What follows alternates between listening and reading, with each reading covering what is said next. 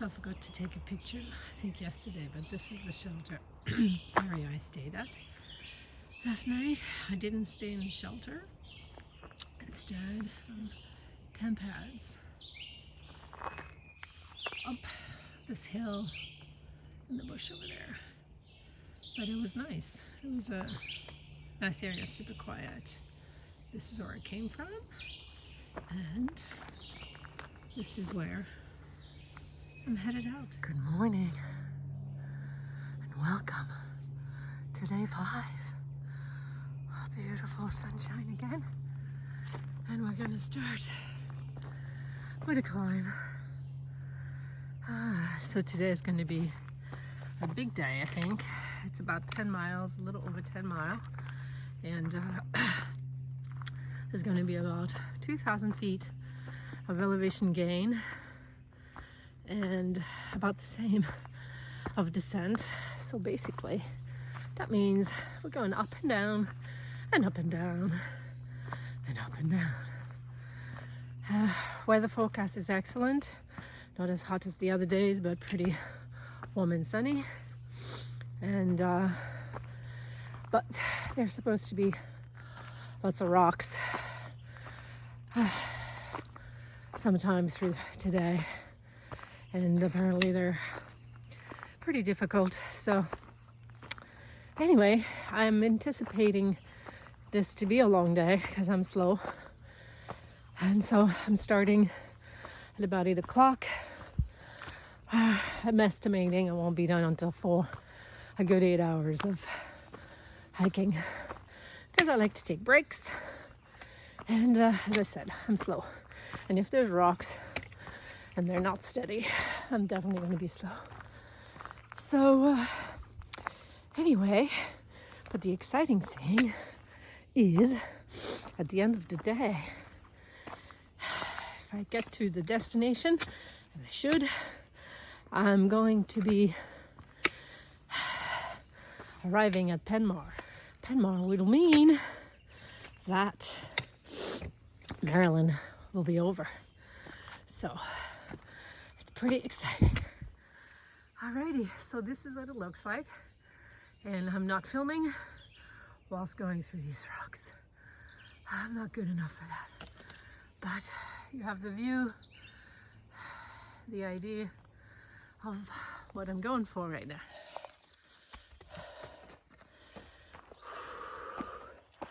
All right, had a quick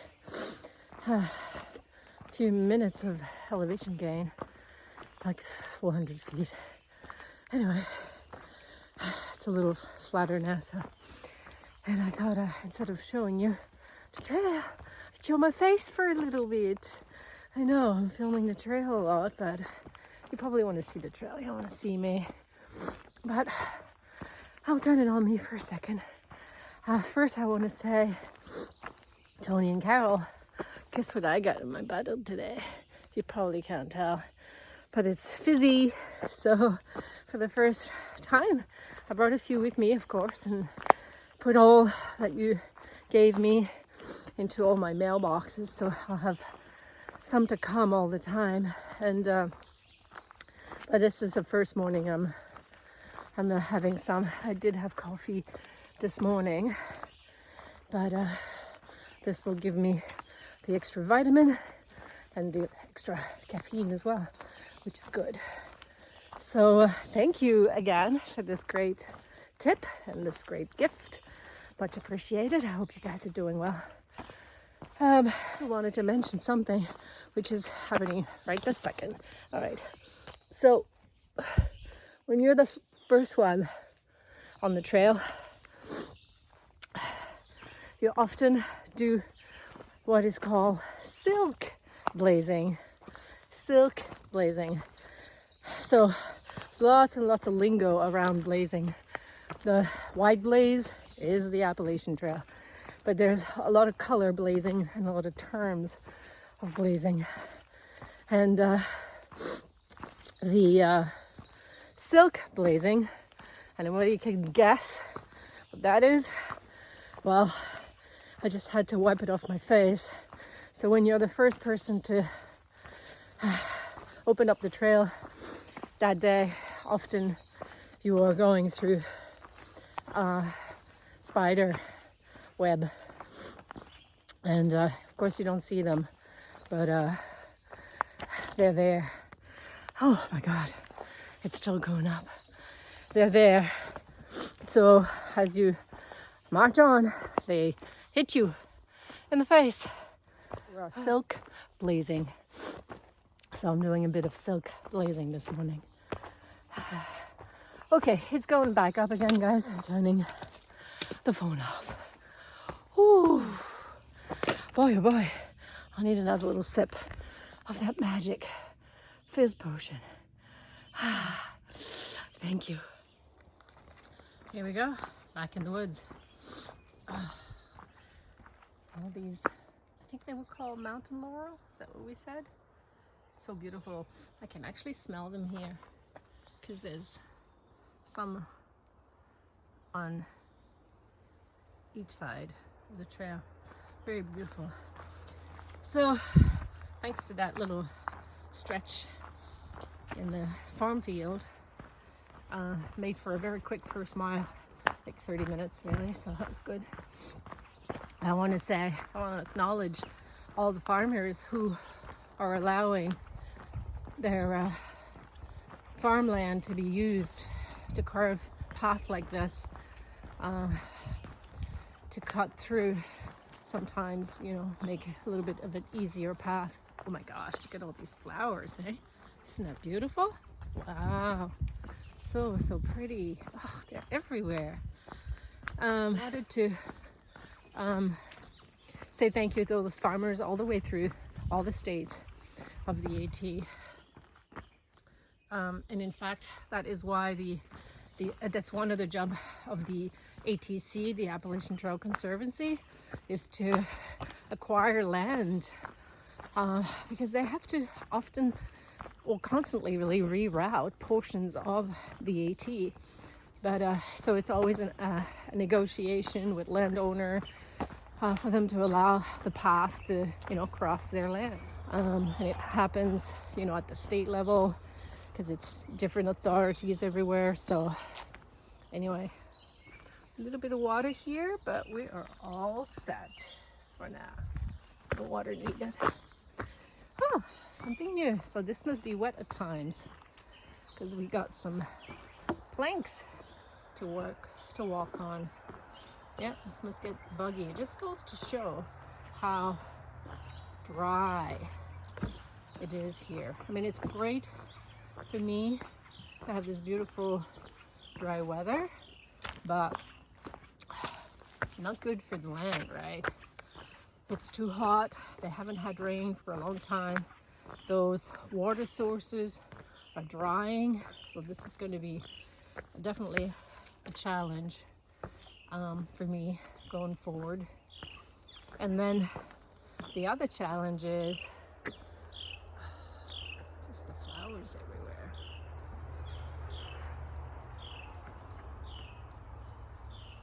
So nice, eh?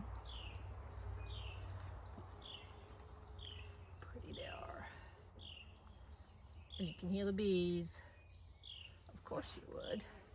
Perfect for them, right? Anyway, doesn't help with fires too. Jacques was texting me last night, and apparently there's a fire. I can actually walk on the side because it's so dry. There's a fire, like he said, 10 kilometers from here. So he says to keep an eye on it, and he's keeping an eye on it as well. So, but anyway, I guess I don't wish for rain for my trek, but I do know that it is needed for the land and also for water source too. So anyway, I'm sure the rain will come eventually. Okay, this is so pretty. Wow, wow.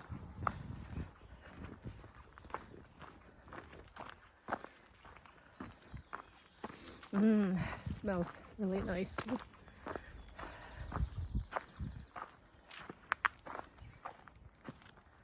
Okay, what do we got here? Some sign. Oh, we're crossing a road, I guess. We are crossing a road. So, of course, this has to happen.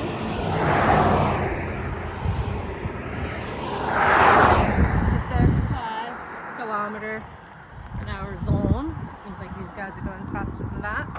Don't know what road this is, but I know that the 80 goes this way. There's our blaze. And again, we're in a farm field, which is amazing. I'm gonna have to take my woolly alpaca shirt off soon. It's really hot. I put it on because in the morning it's cool. Overnight it's cool. Like last night was 9 degrees Celsius. Whatever that is in Fahrenheit, sorry. So when you get up in the morning, I feel like I need it for sure.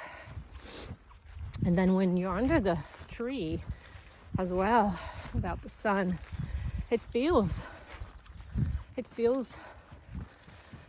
cool, and it feels like it's nice and cozy to have your woolly alpaca. But all right, I'm gonna put the phone away. Looks like a camper over there.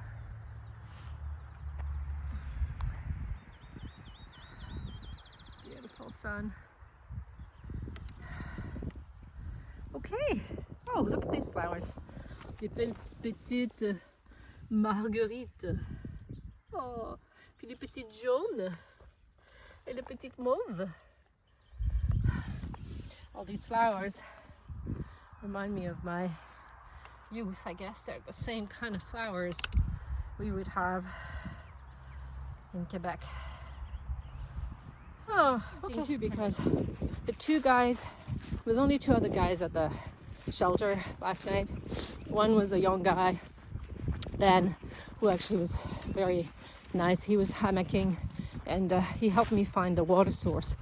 Because last night, one of the main water sources, the one that was well marked, was completely dried. So I had a slight moment of panic there, thinking, oh my gosh, no water. Next shelter, 4.5 miles. Like, no way, I'm not going to the next shelter. But I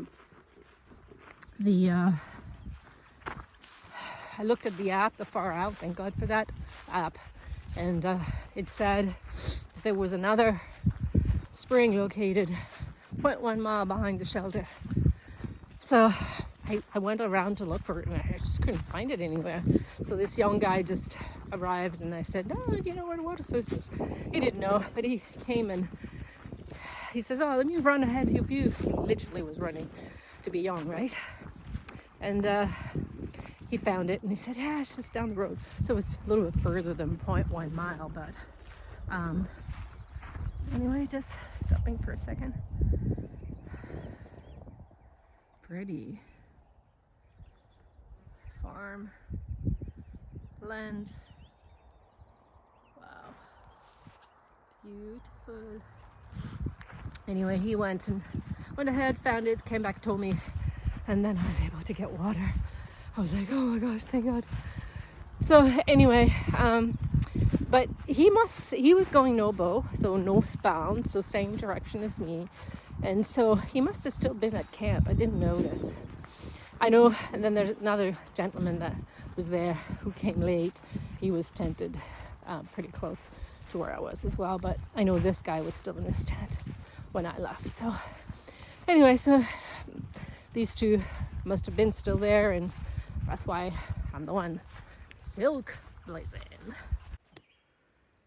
Here you go. Across the road, and we're gonna go up this way. But before we do that, I thought I would stop and get a little bit of fuel, energy. So these are pretty good. They're gluten-free, which is amazing. But I'm liking those. I don't know if you guys know those. It's from Cliff.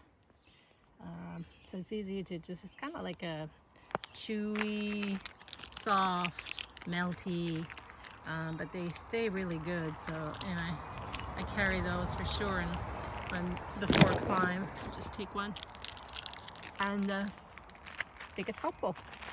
So 10:30, 2.5 and a bit,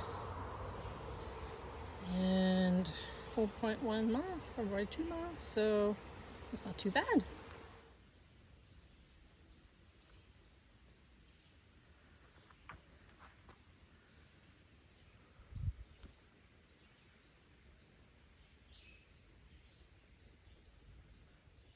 So many ferns, eh? Wow. Spectacular. Particularly with the sun shining through there.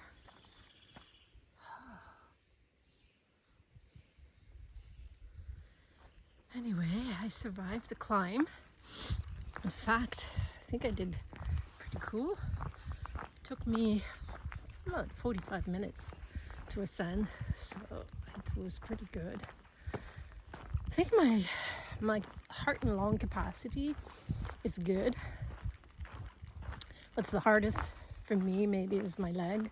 My legs needing, toning up and getting in shape. Also my feet, the ankles. It's a lot of work to stabilize. So my ankles are working really hard. But very happy with that. Didn't take me too long. Now we are on a little plateau. Well, I think it's going to incline, but so gradually over so many, I think 3 miles, that we won't feel it. But coming up next, according to the app, is the shelter. I'm always stopping to look at these humongous trees. Wow. Oof. This is Raven's Rock. It was a blue blaze, very close to the trail. Apparently this is looking south, so not sure what we're looking at here either, but anyway, it's a nice view, and you can see the mountains at the back there as well.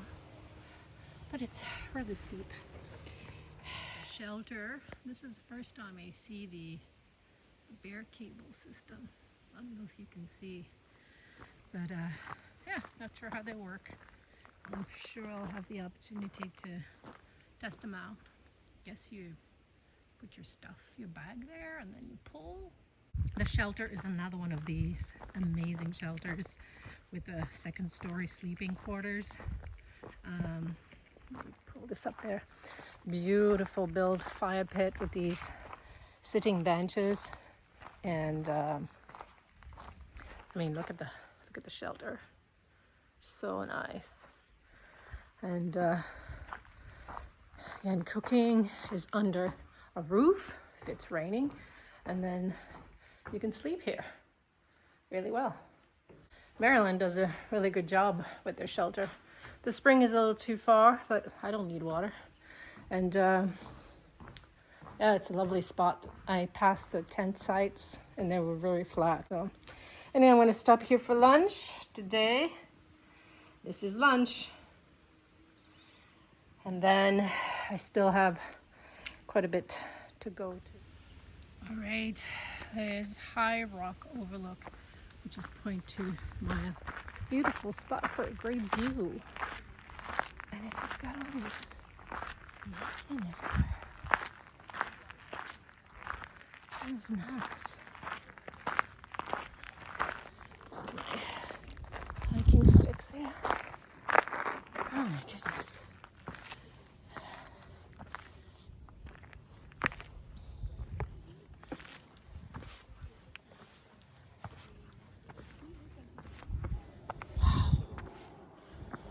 Wow. What a view though. This is beautiful.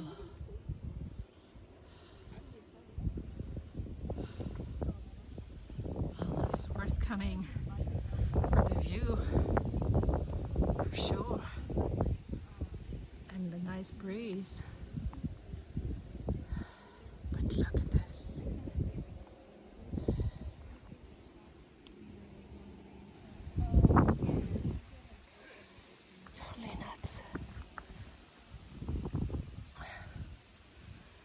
Christ. Everywhere.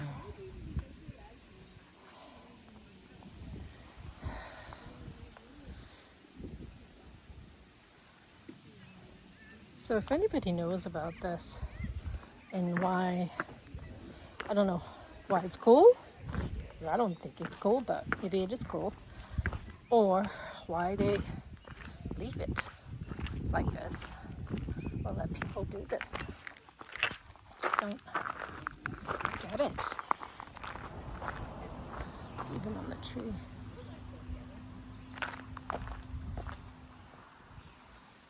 Do you guys, are you local? No. I just wondered why this is like all this is defaced like that. Don't know, huh? No. We came to visit though. Yeah. I think it used to be a hangout and hang gliding type of place. And then it kind of just started happening and then people just added to it and over the time. And they just let it be. I mean, it's become an attraction nowadays. You know, it goes specifically for it, yeah. it goes from being a nuisance to once it starts being really cool and people start liking it for what it is, then it becomes an attraction. Wow. Alrighty. Thank you. Enjoy your day. You too. Okay, I wanted to stop for a second to thank all the volunteers, trail maintenance folks in each one of the clubs, and specifically for those who paint those blaze. So there's one right here. You can see there's one right on that tree. So they're pretty close to one another. And I tell you what, when you have a path that is just piles of rocks everywhere, you'd have no clue where the path is without these blaze. To all those who are taking time to do this, for all the hikers to know where to go and to be safe, thank you. Thank you very much. Oh boy, oh boy. I survived that section. It was a full-on 3 miles of this rock scramble, but I survived it. I was so slow and careful, but I did it. It was, it's super tiring though because you have to focus so hard. And but anyway, now I'm treated with this beautiful path. So, and I really don't have much more to go. Less than a mile, I think. If it stays like that, it should be good. Anyhow, I just wanted to say that I just met this lovely couple and their adorable dog, Diego. And I believe they're from Maryland here, so we were chit-chatting about things and gear, and also the high rock, which you saw earlier, that's all defaced, so we were just talking about that. And but anyway, they're going to be going to do the Camino, and I was like, oh great, so exciting. I said I'd like to do that as well. I said we're thinking about doing that, Jack, my boyfriend, and I, next year. So anyway, if you guys are watching, I know you said you would look up the channel. I say hi to you both, and it was really lovely chatting with you for this short period. And if you have any questions on gear, don't hesitate. I'll be happy to answer. The end of today, day 5. I think my feet will be happy to rest, and my whole body will be happy to get a shower. And Amanda, the host at the bed and breakfast that I'm staying at tonight, says that she does a load of laundry for the hikers, so I'll get all my clothes washed. Well, would you look at that? Oh my God, my first date! Look, this is the Mason-Dixon line, which is basically what they call, as I said, Penmar. So it's M-A-R-T-E-N, so Penmar they call it, but it's the border right here is the border between Maryland and Pennsylvania. So this marks my first state. Yay! Oh my gosh, I've hiked an entire state. Maryland, you're done. I only have 13 others to go to now. Oh my gosh, that's crazy.